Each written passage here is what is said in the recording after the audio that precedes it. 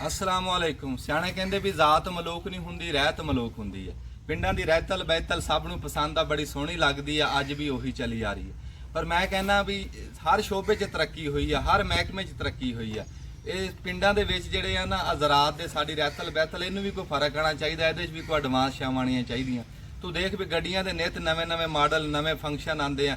ਜ਼ਰਾਤ ਦੇ ਵਿੱਚ ਵੀ ਆ ਟਰੈਕਟਰ ਨਵੇਂ ਮਾਡਲ ਆਇਆ, ਕੋਈ ਔਜ਼ਾਰ ਆਇਆ, ਪਰ ਜਿਹੜੀ ਇਹ ਟੋਕਾ ਮਸ਼ੀਨ ਆ ਇਹ ਉਵੇਂ ਦੀ ਉਵੇਂ ਆ। ਇਹਦੇ 'ਚ ਇੱਕ ਖਤਰਾ ਪਹਿਲੇ ਦਿਨ ਤੋਂ ਚੱਲਿਆ ਆ ਰਿਹਾ, ਉਹ ਅੱਜ ਵੀ ਉਦਾਂ ਹੀ ਆ। ਕਿਸੇ ਨੇ ਇਹਦਾ ਹੱਲ ਨਹੀਂ ਕੀਤਾ।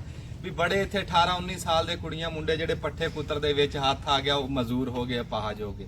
ਸਾਡੇ ਇੱਥੇ ਬੀਬੀਆਂ ਭੈਣਾਂ ਬਹੁਤਾ ਕੰਮ ਕਰਦੀਆਂ, ਉਹ ਵੀ ਕਈ ਵਿਚਾਰੀਆਂ ਹੱਥਾਂ ਤੋਂ ਮਜ਼ਦੂਰ ਹੋ ਗਈਆਂ। ਅਗਲੇ ਦਿਨ ਇੱਥੇ ਮੁੰਡਾ 18-19 ਸਾਲ ਉਹਦੀ ਉਮਰ ਆ, ਕੂਣੀ ਤੱਕ ਉਹਦਾ ਹੱਥ ਕੁਤਰਿਆ ਗਿਆ। ਬੰਦ ਕਰਦਿਆਂ ਇਹ ਤਾਂ ਮਸ਼ੀਨ ਹੁੰਦੀ ਹੈ।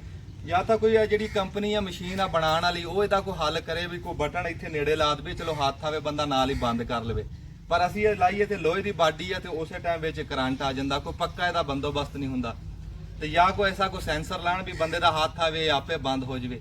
ਉਹ ਜਿਹੜੀਆਂ ਕੋਈ ਇਨਸਾਨੀਅਤ ਵਾਲੀਆਂ ਤਨਜ਼ੀਮਾਂ, ਕੋਈ ਸੇਫਟੀ ਵਾਲੀਆਂ, ਉਹ ਕੰਪਨੀਆਂ ਨੂੰ ਕਹਿਣ ਕੋਈ ਇਸ ਪਾਸੇ ਕਿਸੇ ਦੀ ਤਵੱਜੋ ਆਵੇ। ਬੜੀ ਦੁਨੀਆ ਜਿਹੜੀ ਆ ਇੱਥੇ ਮੁਤਾਜ ਹੋ ਗਈ ਆ ਹੱਥਾਂ ਤੋਂ ਆ ਟੋਕੇ ਮਸ਼ੀਨ ਦੇ ਉੱਤੇ।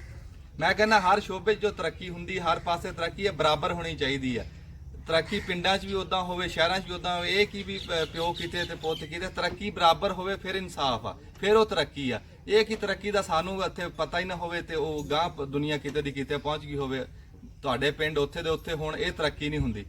ਜਿੱਦਾਂ ਕੋਈ ਮੁੰਡਾ ਸੀ ਤੇ ਨਾਂ ਸੀ ਉਹਦਾ ਈਸਾ, ਗਰੀਬ ਘਰ ਦਾ ਸੀਗਾ ਤੇ ਉਹ ਵੀਜ਼ਾ ਲਿਆ, ਦੁਬਈ ਗਿਆ, ਅੱਲਾ ਨੇ ਬਾਹ ਫੜ ਲਈ ਤੇ ਉੱਥੇ ਬੜਾ ਕਾਰੋਬਾਰ ਤੇ ਫਿਰ ਉੱਚੀ ਬਿਲਡਿੰਗ 'ਚ ਜਾ ਕੇ ਉਤਲੇ ਪਾਸੇ ਉਹਨੇ 50-60 ਮੰਜ਼ਲਾਂ ਤਾਂ ਜਾ ਕੇ ਉਹਨੇ ਘਰ ਬਣਾਇਆ।